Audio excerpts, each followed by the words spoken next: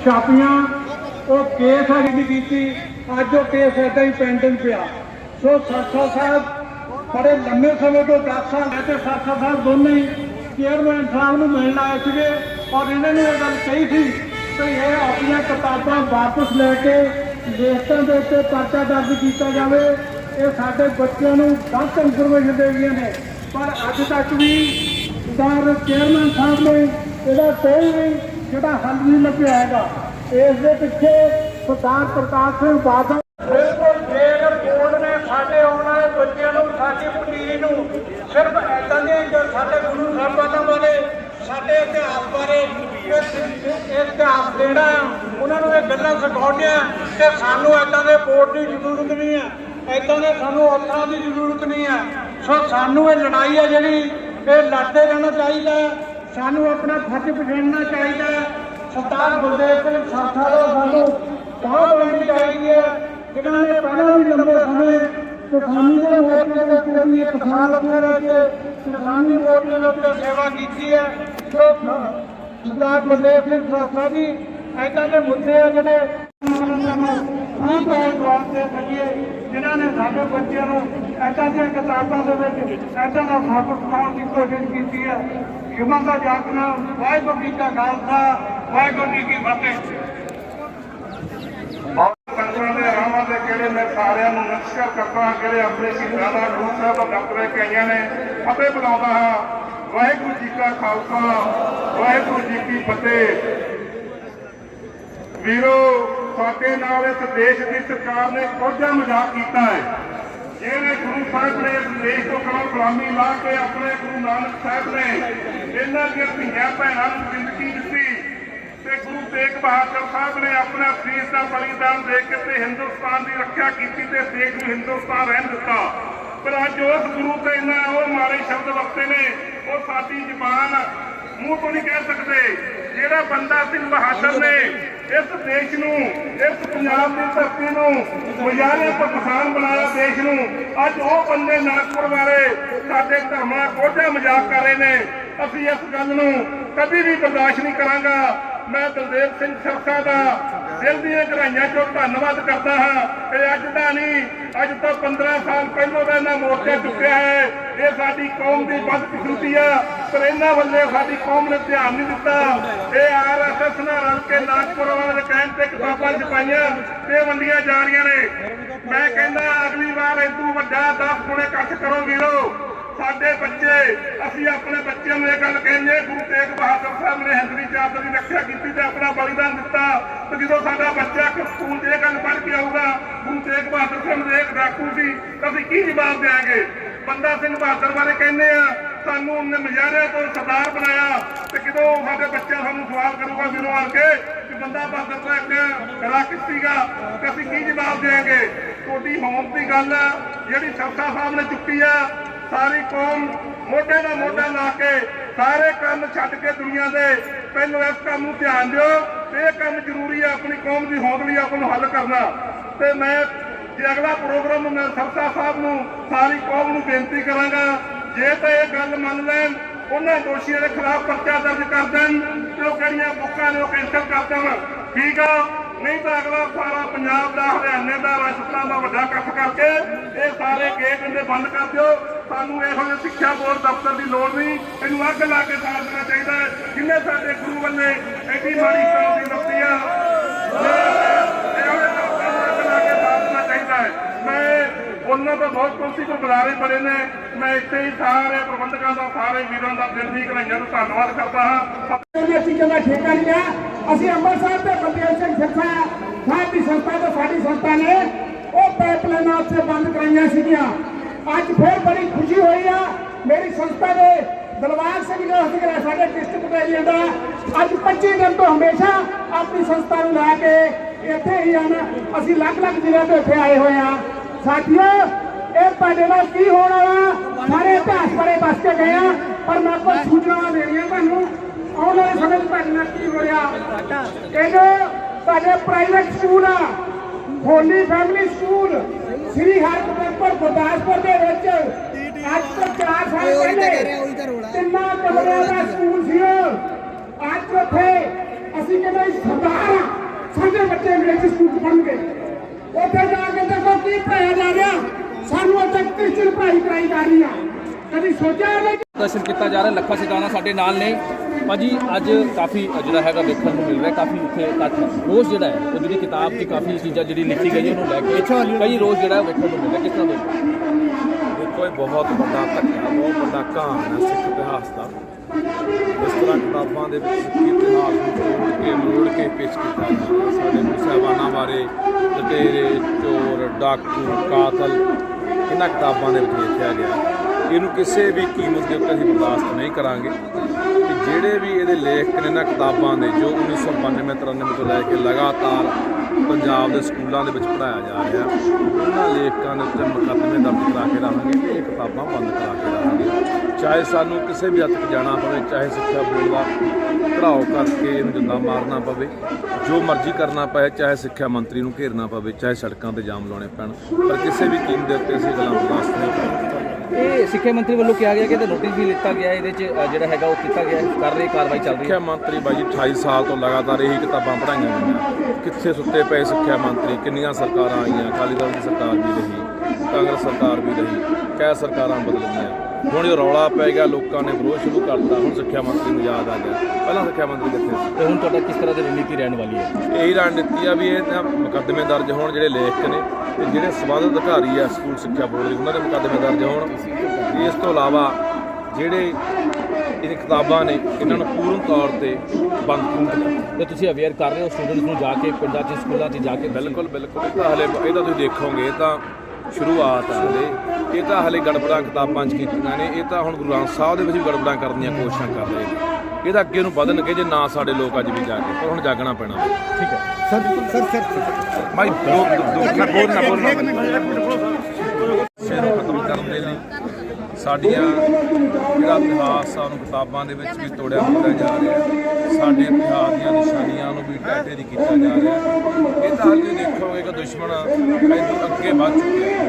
ਉਹਨਾਂ ਨੇ ਹੌਲੀ ਹੌਲੀ ਗੁਰੂ ਗ੍ਰੰਥ ਸਾਹਿਬ ਦੇ ਵਿੱਚ ਵੀ ਗੜਬੜਾਂ ਕਰਨ ਦੀਆਂ ਕੋਸ਼ਿਸ਼ਾਂ ਜਿਹੜੀਆਂ ਉਹ ਕਰ ਰਿਹਾ। ਜਿਹੜੇ 328 ਸਰੂਪ ਗਾਇਬ ਹੋਏ ਆ, ਉਹ ਗਾਇਬ ਹੋ ਕੇ ਕਿੱਥੇ ਗਏ ਆ? ਉਹ RSS ਦੇ ਦਫ਼ਤਰਾਂ 'ਚ ਗਏ ਆ ਜਿੱਥੇ ਉਹਨਾਂ ਨੇ ਗੜਬੜਾਂ ਕਰਨੀਆਂ ਨੇ। ਪਰ ਮੈਂ ਲੋਕਾਂ ਨੂੰ ਅਪੀਲ ਕਰਦਾ ਵੀ ਅੱਜ ਵੀ ਜਿਹੜਾ ਅਸੀਂ ਨਾ ਜਾ ਕੇ, ਅੱਜ ਵੀ ਅਸੀਂ ਆਪਸੀ ਧੜੇਬਾਜ਼ੀਆਂ 'ਚ ਵਿਤਕਰੇ ਮਤਭੇਦਾਂ 'ਚ ਉਲਝੇ ਰਹੇ ਤਾਂ ਉਹ ਦਿਨ ਦੂਰ ਨਹੀਂ ਜਿੱਦੇ ਸਾਡਾ ਸਾਰਾ ਕੁਝ ਤਹਿਸ ਕਰ ਦੇਣਗੇ। ਸੋ ਲੋਕਾਂ ਨੂੰ ਅਪੀਲ ਕਰਦਾ ਕਿ ਯਾਰ ਹੁਣ ਆਪਣੇ ਇਤਿਹਾਸ, ਆਪਣੇ ਵਿਰਸੇ, ਆਪਣੀਆਂ ਨਿਸ਼ਾਨੀਆਂ ਨੂੰ ਬਚਾਉਣ ਲਈ, ਆਪਣੇ ਗੁਰੂ ਦੇ ਸਿਧਾਂਤਾਂ ਨੂੰ ਬਚਾਉਣ ਲਈ ਸਾਨੂੰ ਉੱਠ ਕੇ ਇਕੱਠੇ ਹੋ ਕੇ ਲੜਨਾ ਪੈਣਾ। ਕੀ ਲੱਗਦਾ ਤੁਹਾਨੂੰ ਇਲੈਕਸ਼ਨ ਹੋਈ ਆ, ਉਹਦੇ ਵਿੱਚ ਕਿਸੇ ਨੇ ਹਾਲੇ ਤੱਕ ਇਹਦੇ ਵਿੱਚ ਮੁੱਦਾ ਨਹੀਂ ਬਣਾਇਆ? ਵੱਡੇ ਵੱਡੇ ਦਾਅਵੇ ਕੀਤੇ ਗਏ ਲੇਕਿਨ ਇਤਿਹਾਸ ਨੂੰ ਲੈ ਕੇ ਇੱਕ ਵੀ ਲੀਡਰ ਨਹੀਂ ਬੋਲੇ। ਦੇਖੋ ਇਹ ਤਾਂ ਹੁਣ ਅੱਜ ਦੀ ਗੱਲ ਹੋਈ ਹੈ। 92-93 ਤੋਂ ਪੜ੍ਹਾਈਆਂ ਜਾ ਰਹੀਆਂ, 28-29 ਸਾਲ ਹੋ ਗਏ। ਕਿੰਨੀਆਂ ਸਰਕਾਰਾਂ ਆਈਆਂ, ਕਿੰਨੇ ਸਿੱਖਿਆ ਮੰਤਰੀ ਆਏ ਗਏ। ਜਾਂ ਲਗਾਤਾਰ 28-30 ਸਾਲ ਤੋਂ ਸਾਡੇ ਜਵਾਕਾਂ ਨੂੰ ਇਤਿਹਾਸ ਦੇ ਵਿੱਚ ਇਹੀ ਕੁਝ ਪੜ੍ਹਾਇਆ ਗਿਆ। ਸਾਡੇ ਗੁਰੂ, ਸਾਡੇ ਸ਼ਹੀਦ ਚੋਰ ਸੀ, ਲਟੇਰੇ ਸੀ, ਡਾਕੂ ਸੀ, ਕਾਤਲ ਸੀ।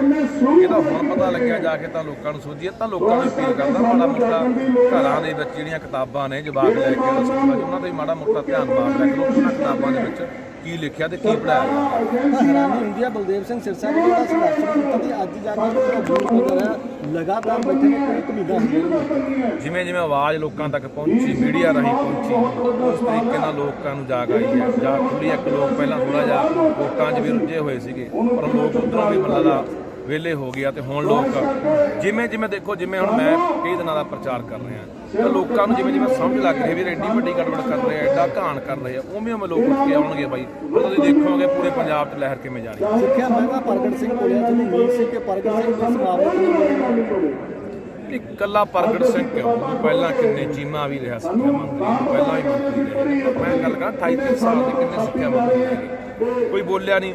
ਹੁਣ ਪ੍ਰਗਟ ਸਿੰਘ ਤਾਂ ਉਦੋਂ ਬੋਲਿਆ ਜਦੋਂ ਰੌਲਾ ਪੈ ਗਿਆ, ਲੋਕਾਂ ਨੇ ਆਵਾਜ਼ ਚੱਕ ਲਈ, ਸਿੱਖਿਆ ਬੋਰਡ ਦਾ ਦਫ਼ਤਰ ਘੇਰ ਲਿਆ, ਤਾਂ ਬੋਲਿਆ। ਪਹਿਲਾਂ ਕਿੱਥੇ ਸੀ ਇਹ ਬੰਦੇ? ਸੋ ਇਹ ਤਾਂ ਰਲੇ ਹੋਏ ਨੇ, ਇਹ ਤਾਂ ਉਹਨਾਂ ਨਾਲ ਰਲੇ ਹੋਏ ਨੇ ਜਿਹੜੇ ਸਿੱਖੀ ਨੂੰ ਖਤਮ ਕਰਨਾ ਚਾਹੁੰਦੇ, ਸਿੱਖੀ ਸਿਧਾਂਤਾਂ ਨੂੰ ਮਾਰਨਾ ਚਾਹੁੰਦੇ ਆ। ਇਹ ਤਾਂ ਉਹਨਾਂ ਦੇ ਅੰਗ ਨੇ, ਇਹਨਾਂ ਤੋਂ ਕੋਈ ਉਮੀਦ ਨਹੀਂ ਸੀ।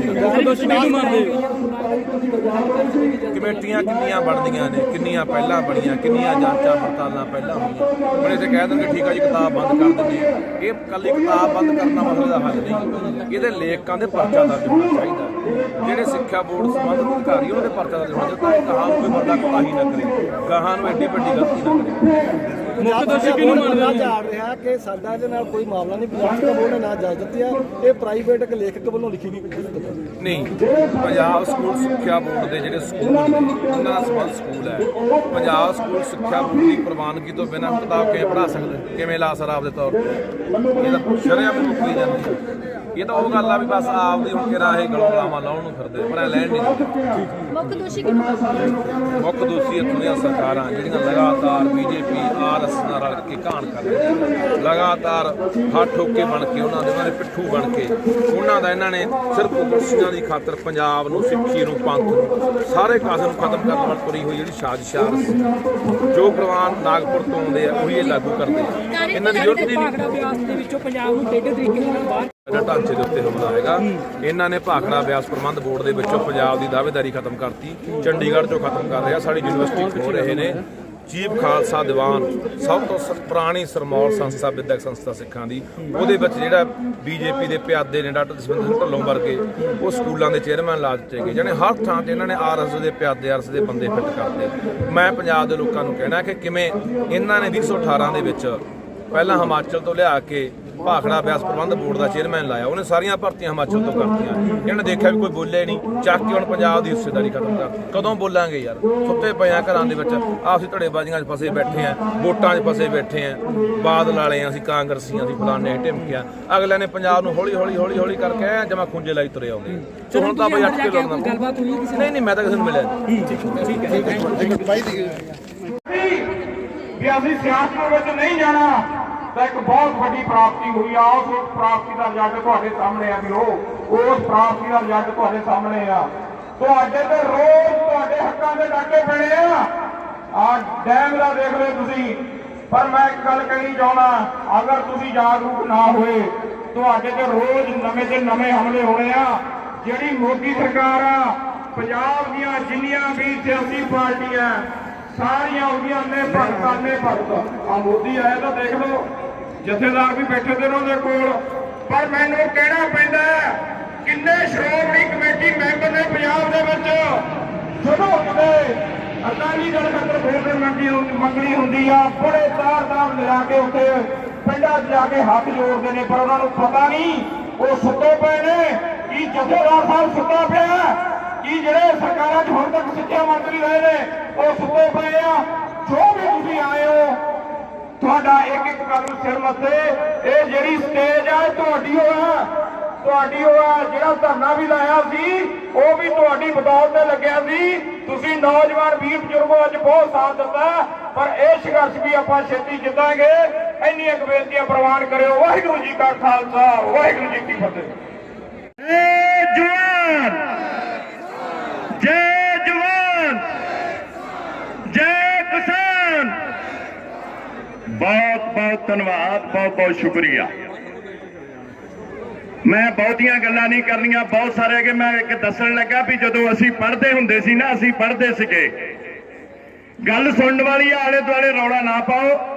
ਜਦੋਂ ਅਸੀਂ ਪੜ੍ਹਦੇ ਸੀ, ਮੇਰੇ ਹਾਣ ਦੇ ਤੁਸੀਂ ਹੈਗੇ ਹੋ ਬਹੁਤ ਸਾਰੇ ਵਿੱਚ, ਉਦੋਂ ਇੱਕ ਕਿਤਾਬ ਲੱਗੀ ਹੁੰਦੀ ਜਿਹਦੇ ਵਿੱਚ ਸ਼ਾਹ ਮੁਹੰਮਦ ਦਾ ਜ਼ਿਕਰ ਹੁੰਦਾ ਸੀ, ਜਿਹੜਾ ਕਿ ਬਹੁਤ ਵੱਡਾ ਕਵੀ ਹੋਇਆ ਸ਼ਾਹ ਮੁਹੰਮਦ। ਉਹ ਕਿਤਾਬ ਦੇ ਵਿੱਚ ਕੀ ਲਿਖਿਆ ਸੀਗਾ? ਸ਼ਾਹ ਮੁਹੰਮਦ ਦਾ ਇੱਕ ਸਰਕਾਰ ਬਾਝੋਂ ਫੌਜਾਂ ਜਿੱਤ ਕੇ ਅੰਤ ਨੂੰ ਹਾਰੀਆਂ ਨੇ, ਅੱਜ ਹੋਵੇ ਸਰਕਾਰ ਤੇ ਮੁੱਲ ਪਾਵੇ ਜਿਹੜੀਆਂ ਖਾਲਸੇ ਤੇਗਾ ਮਾਰੀਆਂ ਨੇ। ਤੇਜਾ ਸਿੰਘ ਸੀ ਯਾਰ ਫਰੰਗੀਆਂ ਦਾ, ਜਿਹਦੀ ਅੰਦਰ ਖਾਤੇ ਸੀ ਸਿੱਖਾਂ ਨਾਲ ਜਲ ਸਾਜੀ, ਜਿਸ ਨੇ ਸਾਰੀ ਗੱਲ ਜਾ ਕੇ ਦੱਸ ਦਿੱਤੀ ਸਿੱਖਾਂ ਦੇ ਭੇਦ ਵਾਲੀ। ਉਹ ਕਿਤਾਬ ਨੂੰ ਕਿੰਨ ਖਤਮ ਕੀਤਾ? ਤੇਜਾ ਸਿੰਘ ਕੌਣ ਫਰੰਗੀਆਂ ਦਾ ਯਾਰ ਸੀ? ਗੱਲ ਇੱਕ ਆ, ਮੈਂ ਇੰਨਾ ਹੀ ਸਮਝ ਲਓ ਭਈ ਕੌਣ ਲੋਕ ਤੁਹਾਡੇ ਉੱਤੇ ਹਮਲੇ ਕੌਣ ਕਰ ਰਹੇ ਆ, ਤੁਹਾਡੇ ਇਤਿਹਾਸ ਨੂੰ ਖਤਮ ਕਰਾਉਣ ਦੀਆਂ ਗੱਲਾਂ ਕੌਣ ਕਰਦੇ ਆ, ਇਹ ਸਾਨੂੰ ਸਮਝਣ ਦੀ ਗੱਲ ਆ। ਉਹ ਅੱਜ ਤੱਕ ਮੁੜ ਕੇ ਸ਼ਾਹ ਮੁਹੰਮਦ ਦੀ ਕਵਿਤਾ ਸਾਡੇ ਕਿਸੇ ਪੰਜਾਬੀ ਦੀ ਕਿਤਾਬ ਦੇ ਵਿੱਚ ਸਾਡੇ ਬੱਚਿਆਂ ਨੂੰ ਪੜ੍ਹਨ ਨੂੰ ਨਹੀਂ ਮਿਲੀ, ਜਿਹਦੇ ਵਿੱਚ ਸਿੱਖਾਂ ਦੇ ਇਤਿਹਾਸ ਬਾਰੇ ਵੀ ਦੱਸਿਆ ਗਿਆ ਔਰ ਗਦਾਰਾਂ ਦੇ ਬਾਰੇ ਵੀ ਦੱਸਿਆ ਗਿਆ ਵੀ ਗਦਾਰ ਕੌਣ ਸੀਗੇ। ਸੋ ਮੇਰੇ ਵੀਰੋ, ਮੈਂ ਬਹੁਤ ਸਾਰੇ ਬਲਾਮਾਈ ਹੇਠ ਬਈ ਜਾਂ ਬੰਦੇ ਬਣ ਜਾਓ ਜਾਂ ਸਾਨੂੰ ਬੰਦੇ ਬਣਾਉਣਾ ਆਉਂਦਾ ਤੁਹਾਨੂੰ, ਫੇਰ ਦੇ ਸਾਨੂੰ ਕਹਿ ਦਿਓ ਵੀ ਕੀ ਹੋ ਰਿਹਾ। ਵਾਹਿਗੁਰੂ ਜੀ ਕਾ ਖਾਲਸਾ, ਸ੍ਰੀ ਵਾਹਿਗੁਰੂ ਜੀ ਕੀ ਫਤਿਹ। ਬਹੁਤ ਬਹੁਤ ਧੰਨਵਾਦ ਵੀਰ ਜੀ ਦਾ। ਸੋ ਵੀਰੋ, ਜਿੱਥੇ ਆਪਾਂ ਇਕੱਠ ਕਰਦੇ ਆ ਨਾਲ ਚੋਰ ਵੀ ਸਾਡੇ ਪਹੁੰਚ ਜਾਂਦੇ ਆ। ਸੋ ਇੱਕ ਵੀਰ ਦਾ ਪਰਸ ਕੱਢਿਆ ਗਿਆ ਏ। ਬੇਨਤੀ ਹੈ ਉਸ ਚੋਰ ਨੂੰ, ਚੋਰੀ ਕਰਨ ਵਾਲੇ ਨੂੰ, ਕਿ ਪੈਸੇ ਬੇਸ਼ੱਕ ਰੱਖ ਲੈ ਮੇਰਾ ਵੀਰ, ਜੋ ਵੀਰ ਦਾ ਸਮਾਨ ਹੈ ਉਹ ਜ਼ਰੂਰ ਦੇ ਦੀ, ਕਿਉਂਕਿ ਲਾਇਸੈਂਸ ਵਗੈਰਾ ਡਾਕੂਮੈਂਟ ਬਣਾਉਣੇ ਬੜੇ ਔਖੇ ਆ। ਪੈਸੇ ਵੀਰ ਕਹਿੰਦਾ ਮੈਂ ਹੋਰ ਵੀ ਦੇ ਦੂੰਗਾ 150 ਰੁਪਏ ਜੇ ਤੇਰਾ ਖਰਚਾ ਆਇਆ ਮੇਰੇ ਘਰ ਤੱਕ ਆਉਣ ਨੂੰ। ਸੋ ਇਹ ਨੰਬਰ ਨੋਟ ਕਰ ਲੈ ਮੇਰਾ ਵੀਰ, 98। ਇੱਕ ਬੀਬੀ ਇਹ ਸਾਰੇ ਕਿਤਾਬਾਂ +2 ਦੇ ਬੱਚਿਆਂ ਨੂੰ ਪੜ੍ਹਾਉਣ ਵਾਸਤੇ ਪੰਜਾਬ ਸਰਕਾਰ ਵੱਲੋਂ ਪ੍ਰਵਾਨਗੀ ਦਿੱਤੀ ਗਈ ਹੈ। ਔਰ ਇਹਨਾਂ ਕਿਤਾਬਾਂ ਲਿਖਿਆ ਕੀ ਹੈ? ਸ੍ਰੀ ਗੁਰੂ ਨਾਨਕ ਦੇਵ ਜੀ ਨੇ ਕਿਸੇ ਵੀ ਹਿੰਦੂ ਰੀਤੀ ਰਿਵਾਜ ਦਾ ਵਿਰੋਧ ਨਹੀਂ ਕੀਤਾ।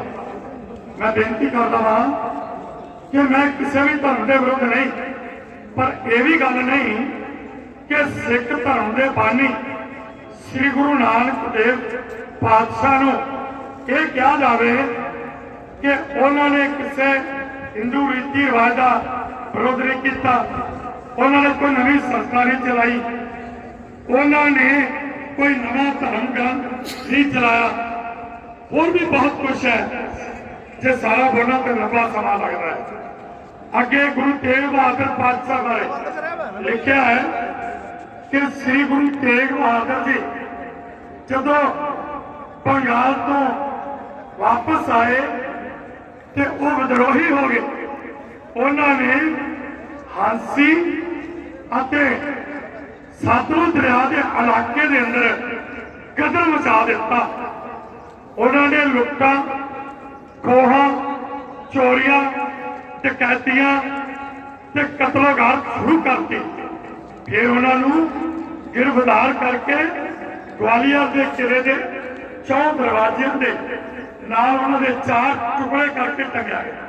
ਕਦੀ ਅੱਜ ਤੱਕ ਇਹ ਤੁਸੀਂ ਨਹੀਂ ਸੁਣਿਆ ਕਿ ਸ੍ਰੀ ਗੁਰੂ ਤੇਗ ਬਹਾਦਰ ਜੀ ਨੂੰ ਗਿਰਫਤਾਰ ਕਰਕੇ ਬੇਸ਼ੱਕ ਸ਼ਹੀਦ ਕੀਤਾ ਗਿਆ, ਕੋਈ ਇਹ 'ਚ ਕੋਈ ਅਕਤਨੀ ਨਹੀਂ, ਪਰ ਜਿਹੜੇ ਤਰੀਕੇ ਨਾਲ ਜਿਸ ਤਰ੍ਹਾਂ ਇਤਿਹਾਸ ਨੂੰ ਉਡਾਇਆ ਗਵਾਲੀਅਰ ਦੇ ਕਿਲੇ ਨਾਲ ਜਿਹੜਾ ਉਹ ਜੋੜਿਆ ਗਿਆ, ਇਹ ਕਿੱਦਾਂ ਗਲਤ ਹੈ? ਇਹਦੇ ਪਿੱਛੇ ਕੀ ਸੋਚ ਹੈ? ਅੱਗੇ ਹੋਰ ਬਹੁਤ ਕੁਛ ਹੈ, ਪਰ ਇੱਕ ਹੀ ਪੁਆਇੰਟ ਸਾਂਝਾ ਕਰਦਾ। ਬਾਬਾ ਬੰਦਾ ਸਿੰਘ ਬਹਾਦਰ ਲਿਖਿਆ ਹੈ ਕਿ ਔਰਤਾਂ ਦੀਆਂ ਇੱਜ਼ਤਾਂ ਲੁੱਟਣ ਵਾਲਾ, ਮਜ਼ਲੂਮਾਂ ਦਾ ਖੂਨ ਚੂਸਣ ਵਾਲਾ ਇੱਕ ਰਾਖਸ਼ ਸੀ। ਇਹ ਕਿਤਾਬਾਂ ਚਾਰਾਂ ਦੇ ਵਿੱਚ ਲੰਬੇ ਸਮੇਂ ਤੋਂ ਇਹ ਲਿਖਿਆ ਜਾ ਰਿਹਾ ਔਰ ਕਦੋਂ ਤੋਂ ਸ਼ੁਰੂ ਹੋਇਆ ਆਪਾਂ ਇਹ ਮੈਂ ਦੱਸਣਾ ਚਾਹਾਂਗਾ ਕਿ ਜੋ ਪਹਿਲਵਾਨ ਦੀ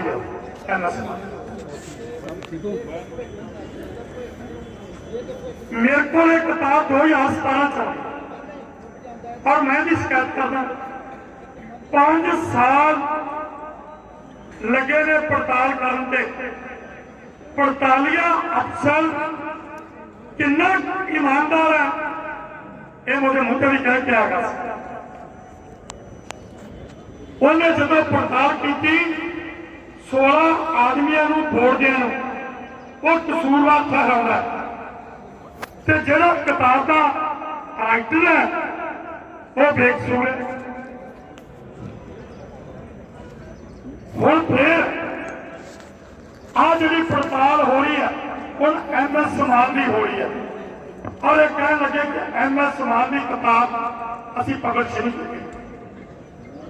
ये गल मैं तुहानूं तां दस रहा, तुसीं इत्थे आइओ, तुसीं जदों पिंडां 'च जाना है ते उस टाइम ते तुहाडे ते प्रेस वाले ने सवाल कर रहे हैं, खास करके हरदेव सिंह चिट्ठी खलोते ने भाई तुसीं ये किताबां दा जो जिक्र कर रहे हो ये किताबां की लिखिया ये गलत कह रहे हो ते उन्हां नूं ये दसना है कि तुहाडे ये रहबर जिहड़े सन पंथक पार्टी पाउण वाली उन्होंने की किया कि आ जिहड़े वड्डियां बिल्डिंगां अफसर बैठे आ इन्हां दी की करतूत है ये भी सुन लो। कह लगे अमान दी किताब ਕਹਿਣ ਲੱਗੇ ਇਹ ਅਸੀਂ ਜਿਹੜੀ ਇਹਦੀ ਪ੍ਰਵਾਨਗੀ ਨਹੀਂ ਦਿੱਤੀ।